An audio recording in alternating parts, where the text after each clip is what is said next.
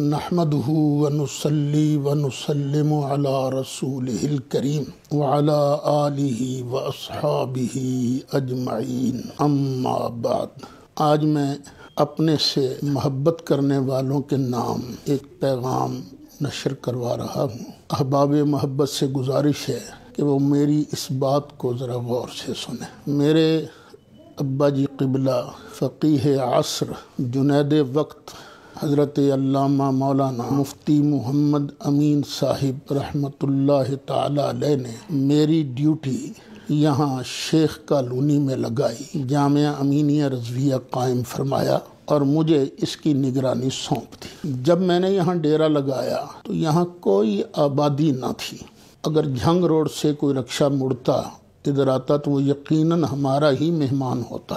میں یہاں غالباً 78 یا 79 میں نے ڈیرہ لگایا تھا، لیکن شروع سے لے کر سوائے 1 سال کے آج تک ہمیشہ میں نے مدرسہ کے معاملات میں اسرت ہی دیکھی ہے، فراخی نہیں دیکھی۔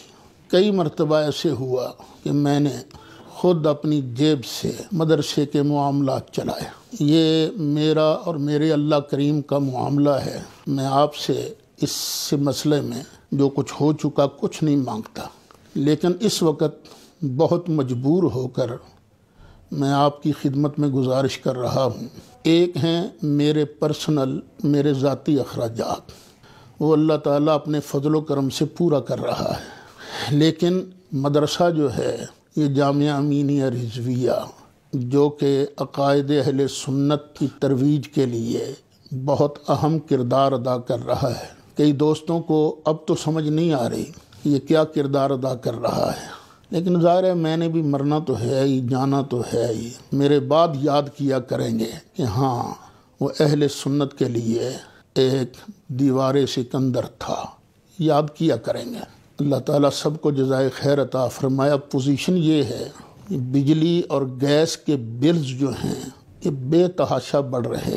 ہمارے جو مستقل مدرسہ کے معاون ہیں وہ بہت تھوڑی تعداد میں ہیں، جن سے سوائے 1 سال کے کبھی سال کا خرچہ پورا نہیں ہوا۔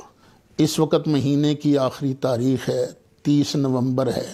پچھلے مہینے بھی قرضہ لے کر اساتذہ کی، عملہ کی تنخواہیں دی گئی تھیں، اور اب پھر صبح تنخواہیں دینی ہیں اور فکر ہے کہ یہ کہاں سے پورے ہوں گے۔ بجلی کے بلوں کا مسئلہ آتا ہے، پھر فکر لگتی ہے۔ اللہ تعالیٰ مدرسہ کے معاونین کو، میرے معاونین کو سلامت رکھے، انہیں اس کا اجر عظیم عطا فرمائے۔ اور کئی حضرات اسی خوش فہمی میں ہیں کہ مدرسہ کو تو ضرورت نہیں ہے کیونکہ سعید اسد اس کا سربراہ ہے، اس کا پرنسپل ہے، لیکن باہر تو اللہ نے ٹور بہت بنائی ہوئی ہے، لیکن جو صورتحال ہے وہ میں نے آپ کے ساتھ رکھی ہے۔ تو احباب محبت آگے بڑھیں اور آگے بڑھ کر مدرسہ کا انتظام سنبھال لیں، اس طرح کہ مدرسہ کو اخراجات کی کوئی فکر نہ ہو۔ اللہ تعالیٰ آپ سب کو جزائے خیر عطا فرمائے۔ بعض اوقات تو یہ بھی ہوتا ہے کہ صبح طلبہ کو کھانا کہاں سے کھلانا ہے، تو ایسی صورتحال درپیش ہے۔